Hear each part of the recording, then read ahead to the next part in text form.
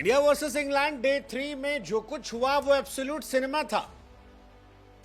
India जीत की तरफ बढ़ रही है, लेकिन क्रिकेट की जीत आज हो गई है, क्योंकि जिस तरह से डीएसपी सिराज ने आते ही जो रूट और बेन स्टोक्स को अरेस्ट किया और उसके बाद इंडियन गेंदबाजों को जो फेंटे लगे और फिर देर होते होते इंडिया ने जिस तरह से कमबैक किया, वो क्रिकेट प्रशंसकों के लिए किसी ट्रीट से कम नहीं था।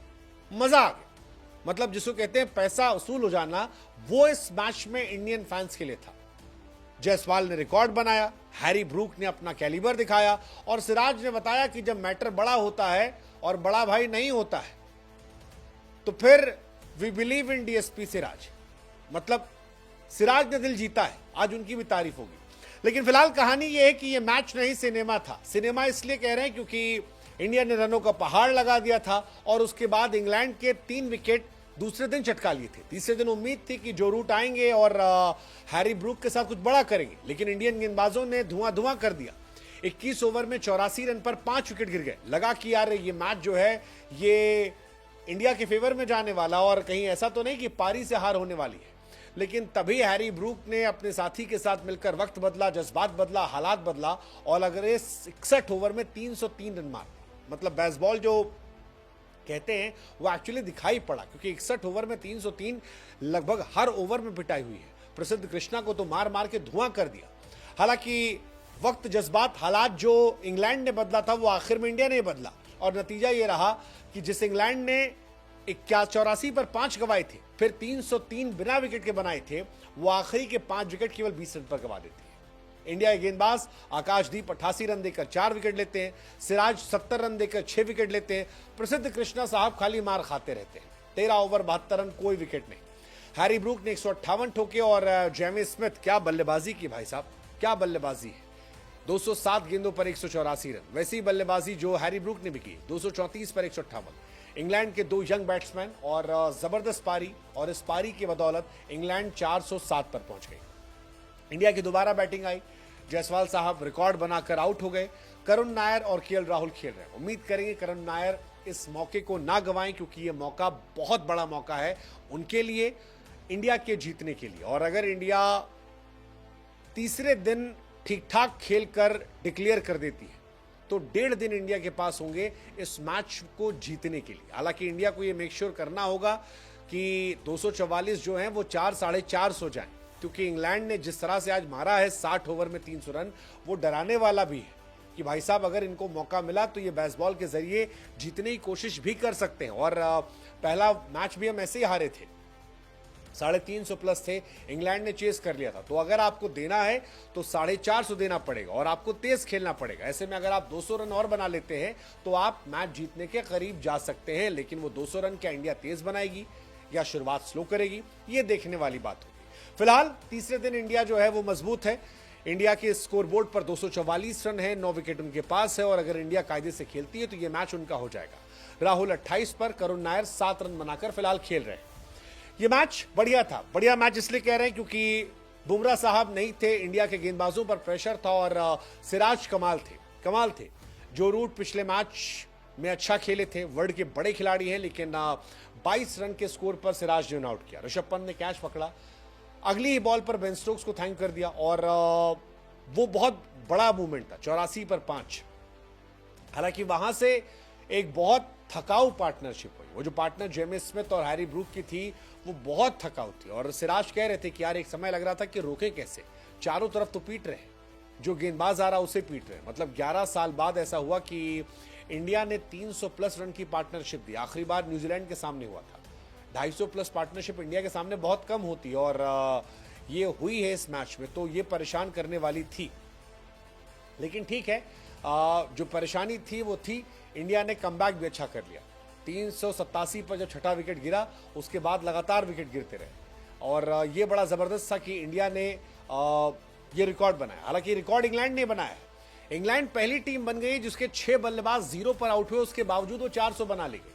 जैसे बेन डकेट जो है वो 0 पर आउट हुए थे, ओली पोप जो है वो भी 0 पर आउट हुए थे, बेन स्टोक्स 0 पर आउट हुए थे, कार्स 0 पर आउट हुए थे, टंग जो है वो 0 पर आउट हुए थे, और बशीर जो है वो भी 0 पर आउट हुए थे। 6 डक होने के बावजूद इंडिया जो है वो इस मैच में अच्छा करती है, और ये बताता है कि इंडिया भी अच्छी टीम है, इंग्लैंड भी अच्छी टीम है। इंग्लैंड की भी तारीफ होगी यार।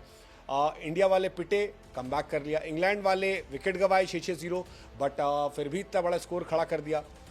आकाशदीप और सिराज बहुत जबरदस्त थे। मुझे लगता है अगले मैच में शायद प्रसिद्ध कृष्णा को ड्रॉप कर दिया जाए, मुझे ऐसा लगता है। हालांकि टू बी वेरी ऑनेस्ट, प्रसिद्ध कृष्णा से मेरी एक्सपेक्टेशन बहुत ज़्यादा थी, बट इस बार उन्होंने बहुत डिसअपॉइंट किया, बहुत डिसअपॉइंट किया, क्योंकि यार वर्स्ट इकोनॉमी उनकी बॉलिंग यार, लगातार पिटे जा रहे हैं। पहला टेस्ट मैच पिटे, दूसरे टेस्ट मैच में पिटे। सिराज वॉज टू गुड यार, मतलब 70 रन देकर 6 विकेट बुमराह की गैर मौजूदगी में, और जहर गेंदबाजी कर रहे थे। मतलब हैरी ब्रूक को भी उन्होंने एक बार शुरू में आउट कर दिया था। अगर वो अंपायर ने आउट दिया होता, जो अंपायर कॉल के चलते बच गए थे, तो वहां भी चलाते। सो जितनी तारीफ की जाए उतना कम है। 2 गेंदबाजों ने मिलकर मैच खत्म किया है। 6 विकेट सिराज के, 4 आकाशदीप के, और दोनों की जितनी तारीफ की जाए उतना कम है इस मैच में। सिराज मुझे लगता है कि उन्होंने ये जान फूंक दी है कि बिना बुमराह के भी हम सरवाइव कर सकते हैं, और इसीलिए दुनिया कह रही है कि बुमराह नहीं है तो सिराज जो है वो जिम्मेदारी को समझ रहे थे, क्योंकि ये बैटिंग पिच थी। इंग्लैंड के सामने इंग्लैंड में 6 विकेट निकालना, बेस्ट बॉलिंग अपना देना, आई थिंक जितनी आप तारीफ करेंगे सिराज की उतनी कम है इसमें, क्योंकि ये एक्चुअली में एक जबरदस्त परफॉर्मेंस। मैं ये उम्मीद प्रसिद्ध कृष्णा से कर रहा था कि वो और अच्छी गेंदबाजी करेंगे, लेकिन मियां मैजिक था, मैजिकल सिराज जो है वो इस मैच में दिखाई पड़े, और दिल जान गुर्दा जो है वो सब लगा दिया। पहली गेंद से आखिरी गेंद तक पूरा जोर लगाया। सिराज कई बार जब से वो डेब्यू किए हैं तब से फाइफर ले चुके हैं सेना देशों के सामने, 3 बार हो चुका है, और ये बड़ा इंटरेस्टिंग है सिराज का। मतलब इंडिया के बहुत सारे गेंदबाज नहीं है जो बार बार आपके फाइफर लेते हैं। अगर आप आखिरी 8 बार देखेंगे तो सिराज ने लिया है, बुमराह ने लिया है, इसके अलावा कोई और गेंदबाज नहीं। यही आखिरी 8 में 2 बार फाइफर जो है इनके गए हैं, और ये जबरदस्त है। सिराज साउथ अफ्रीका में भी लिया था, इंग्लैंड में लिया, और ऑस्ट्रेलिया के सामने 5 विकेट लिए थे उन्होंने। तो अच्छी बात है कि इंडिया जो है वो बेहतर हो गई है, और सिराज की सबसे शानदार चीज ये कि बिना बुमराह के वो और अच्छा करते हैं। जैसे अगर आप सिराज के फाइफर देखोगे तो सिराज ने बुमराह के साथ 1 बार फाइफर लिया, लेकिन बिना बुमराह के 3 बार लिया। यानी इसका मतलब ये है कि जब प्रेशर बड़ा होता है तो वो और रिस्पॉन्सिबिलिटी से खड़े होते हैं। मुझे लगता है आकाशदीप की भी यही कहानी है, बहुत अंडररेटेड है, और प्रसिद्ध कृष्णा ने बहुत डिसअपॉइंट किया है। आकाशदीप की जितनी तारीफ की जाए उतना कम है। शुरुआत में दोनों विकेट जो थे, बेन डकेट का या ओली पोप का, वो मैच डिफाइनिंग था। बाद में हैरी ब्रूक का इंपॉर्टेंट विकेट था। क्रिस वोक्स अच्छा खेलते हैं, तो वो एक बिहारी सब पर भारी वाला फॉर्मूला जो था वो भी उनका रहा।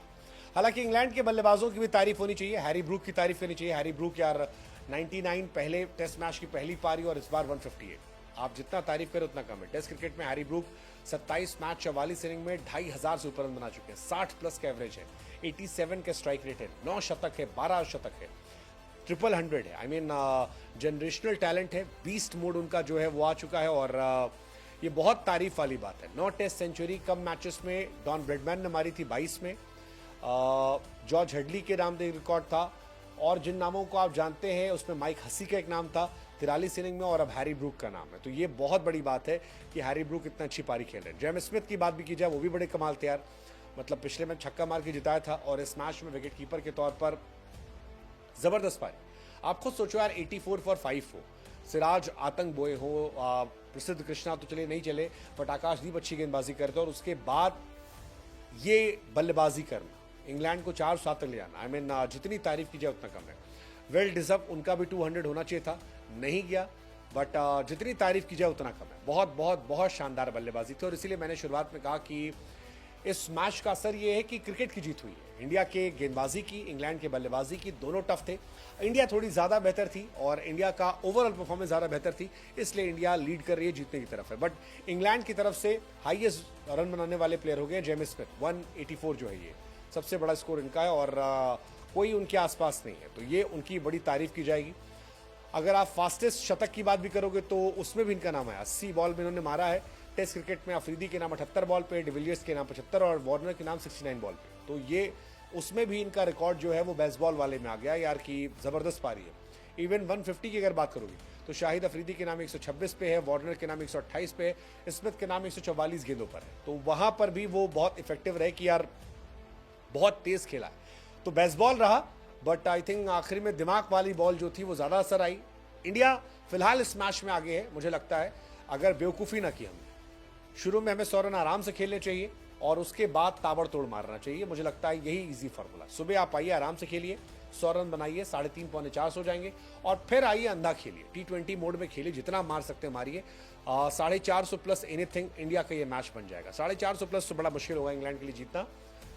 450 लेकिन बनाने पड़ेंगे। 450 से नीचे आई विल स्टिल डाउट कि इंग्लैंड ये मैच कम बैक कर सकती है। सो लेट्स जस्ट होप कि इंडिया समझे और इंडिया मैच जीते।